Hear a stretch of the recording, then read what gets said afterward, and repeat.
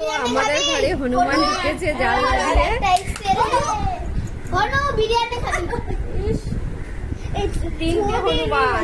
তিনটে হনুমান এসছে একটা জাল এরা কেমন করছে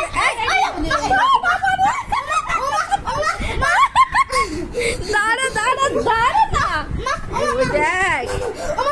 বাবা রে চলো নাম